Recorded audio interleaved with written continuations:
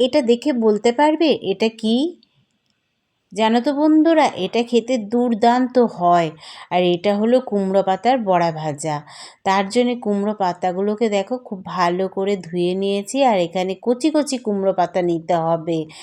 এবার এদিকে একটা ব্যাটার বানিয়ে নেব। মুসুরির ডাল ভিজিয়ে রেখেছিলাম 5-6 ঘন্টা মতো, সেটাকে মিক্সির জারে ভালো করে ধুয়ে নিয়ে নিলাম। আর এর সাথে দিয়ে দেব 4টে কাঁচা লঙ্কা। একটু ঝাল ঝাল হলেই খেতে জিনিসটা দারুণ লাগে। এখানে 4টে কাঁচা লঙ্কা নিয়েছি, আর নিয়ে নেব 5-6 কোয়া মতো রসুনের কোয়া। এখানে ভালো করে একটা স্মুথ একটা পেস্ট বানিয়ে নিলাম। খুব ভালো মিহি করে পেস্টটা বানাতে হবে। এরপরে দিয়ে দেব কিছু মশলা।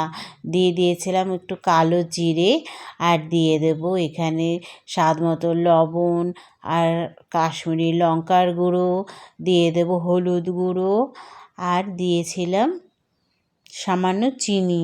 এবার দিয়ে দেব ধনেপাতা কুচি, আর দিয়ে দেব পেঁয়াজ কুচি, দিয়ে খুব ভালো করে মেখে নিতে হবে। খুব ভালো করে এটাকে মেখে নিলাম। মাখা হয়ে গেলে এবার পাতার মধ্যে ওটাকে ভালো করে লাগিয়ে নিতে হবে। আর এটা দিয়ে গরম ভাত খেতে দারুণ লাগে। শুধু একটা লঙ্কা লাগবে, গরম ভাত আর লঙ্কা দিয়ে এটা দারুণ লাগবে খেতে। এবার পাতার মধ্যে ব্যাটারটা ভালো করে লাগিয়ে দিতে হবে। এরকম করে সারা পাতায় এরকম করে লাগিয়ে দিতে হবে। এটা দারুণ লাগে খেতে। দেখো সম্পূর্ণ পাতাটায় আমি ব্যাটারটা লাগিয়ে দিলাম। এবার পাতাটাকে ভাঁজ করে দিয়ে, এবার এক পিঠটা এরম করে ভাঁজ করে দিলাম। ভাঁজ করে আবার এর উপরে একটু লাগিয়ে দেব ব্যাটার। আবার এই দিকটা আবার ভাঁজ করে, এদিকটা আবার একটু ভাঁজ করে দেব। ভাঁজ করে দিয়ে দেখো আবার এই দিকে একটু লাগিয়ে দেব।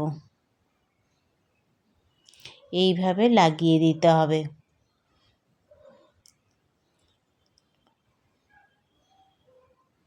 এবার এই দিকটা মুড়ে দিতে হবে। এইভাবে আমি 1, 2, 3, 4টে বানিয়ে নিয়েছিলাম। তোমাদের একটাই দেখাচ্ছি। দেখো কত সুন্দর লাগছে দেখতে, দেখো এটা তেমনি খেতেও এমনি টেস্ট হয়।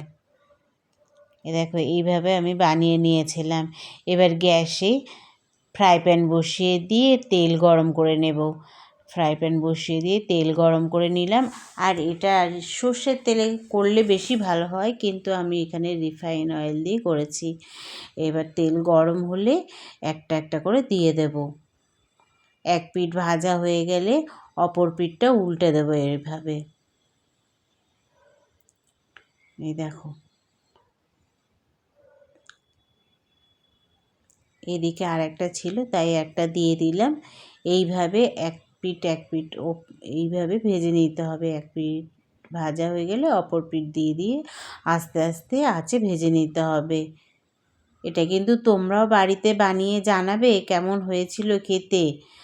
শুধু দেখলেই হবে না, কিন্তু বানাতেও হবে আর খেয়ে আমাকে জানাতেও হবে। আজকের মতো টাটা বন্ধুরা, পরের ভিডিও নিয়ে দেখা হবে।